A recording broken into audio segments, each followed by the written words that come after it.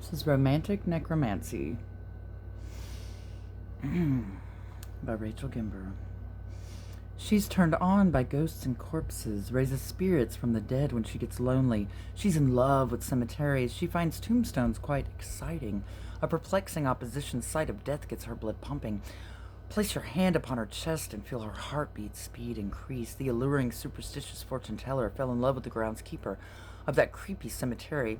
See, he watches over all of her past lovers. They're all buried side by side within those gates. And every chance she gets, she visits. She chants spells, recites her poems, plays such lovely, solemn music. If you go there around midnight, you can probably see her dancing.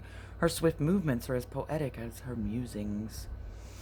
She makes love to that grave digger next to tombstones, next to corpses. Yes, it's creepy, somewhat morbid, but for someone that's in love with death and dying, it is lovely and seductive. Adoration of such darkness is what keeps his soul so smitten.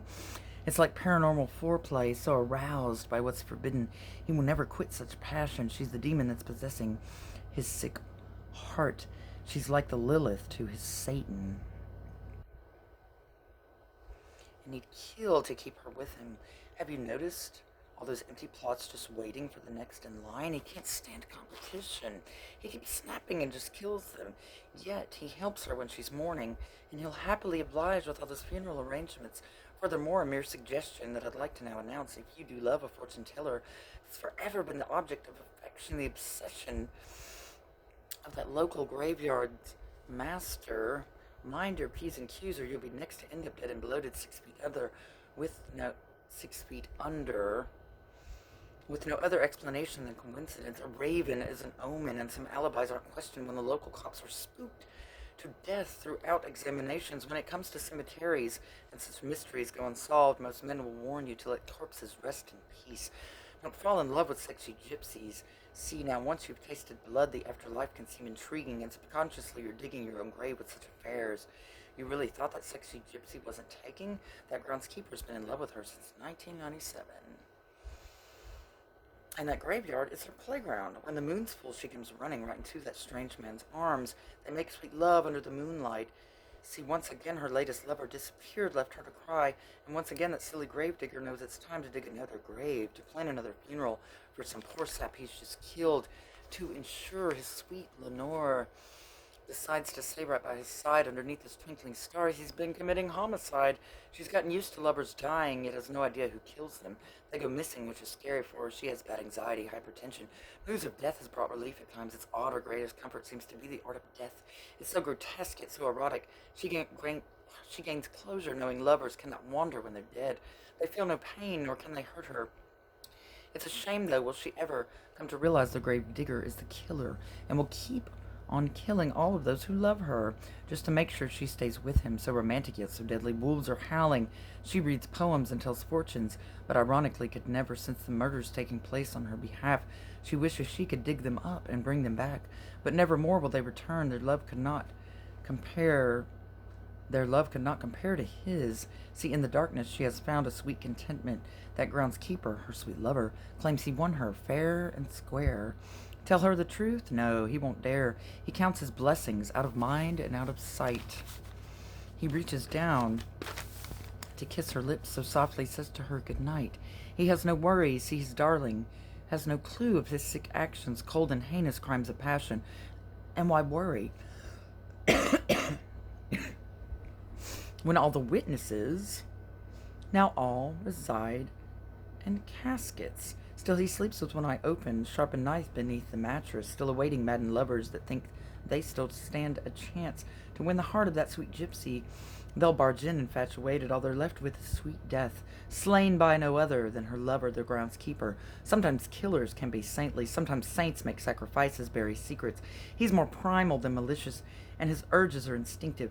You can't blame a man for feeling or for loss of such emotions. He's built walls, there is a numbness. Maybe working close to death desensitized him. He commits such mortal sins so nonchalantly, oh so casually. He's a mastermind that's manifesting fate, erotic visions, a love story for the ages filled with darkness, gloom, and demons. When in Rome, do as the Romans do. Live like immortal gods. Eternal songs play in his head. Here in this graveyard, he plays God. It may seem odd and narcissistic, but in his mind, he's been gifted, misanthropic, lust for life. He's power-tripping on cloud nine, has no intention of conforming, proudly chooses the dark role of the misunderstood, duplicitous sick villain, masquerading as the hero, and to her he always will be, and remains her charming lover, always there for her, deceitful yet determined to win over that sweet vixen, calm yet deadly, strong and silent, stays composed throughout his shocking violent tendencies, controls his own sick demons, quite the expert at the channeling of evil. He's perfected coping mechanisms most could never fathom, ever looking in the mirror after doling out such terror. He's impressed by his reflection, likes the monster that he is. You see, for him, he always finds a way to justify what gives most people nightmares. It's a tiny price to pay for such a prize. His truest love, his dream come true, his gift from God. His rage and anger knows no bounds, and in the name of love, he'll gladly keep on killing for Lenore. She's more than worth it. Her perversions in his eyes are an exquisite form of perfect. She's a rareness in a world that's watered down. She's pure and filtered. God knows what she's really made of, a concoction of holistic, surrealistic, cosmic stardust, magic's running through her veins. Her dreams are esoteric cotton candy, superhuman outer-worldly crystal castles in the sky. See, the dimension she's created is an existential ecstasy. She's brilliant, ultrasonic. There's a vibrance to her aura. She's a delicate, dainty flower, silky ribbon. She's like lace or velveteen. There is a method to her madness. Even lunatics are geniuses at times. She's been fixated on the stars, forever moonstruck. Sick pornography is artwork. She's like fire to a pyromaniac. Some souls get off on circus freaks. It's all subjective. Ugly swans are the epitome of eloquence and class, in her opinion. She's in love with the obscurity that falls beneath the cracks. Her comfort lies within the strangeness. So does his, match made in heaven or in cemeteries. They make love in coffins. That sick man could not resist her. She's like lightning in a bottle, mental jolts of deadly voltage. She's electric, a precocious, psychosexual, and docile doe-eyed beauty. She's magnetic and prismatic. She's a sin, a guilty pleasure. She is music, quantum physics. She's euphoric. Her aesthetic is enticing. She's a siren. She's a fox, a femme fatale. Her glare is viciously seductive, fatalistic, had him on his knees and begging. Such hypnosis has him spellbound. His whole world revolves around her, and he loves it. She brings fantasies to life, and he's found meaning in her body, mind, and spirit. Leave her side? No, he will never. She's his fetish. She's orgasmic. She's a drug, and he's addicted. As provocative as crimson drops of blood, her lips are painted to resemble ripened berries. She's a goddess. She is love. She's a sultry, gothic gypsy. She's a witch that has an itch to scratch.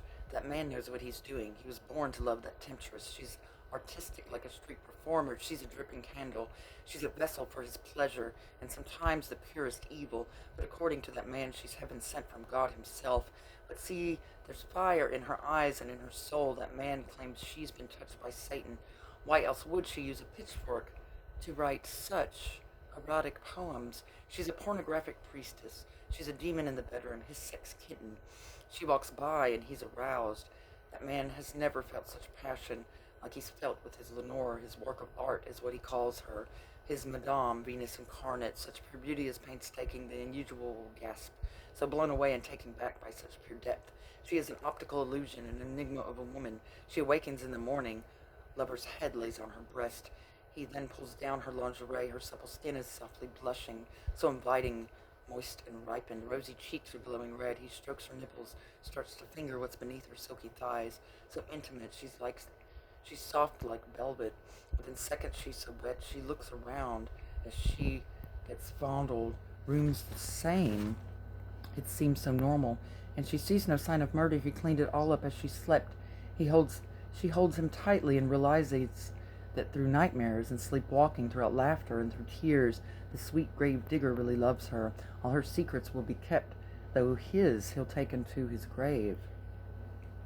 That sexy man is her soulmate. His dedication can't be beat.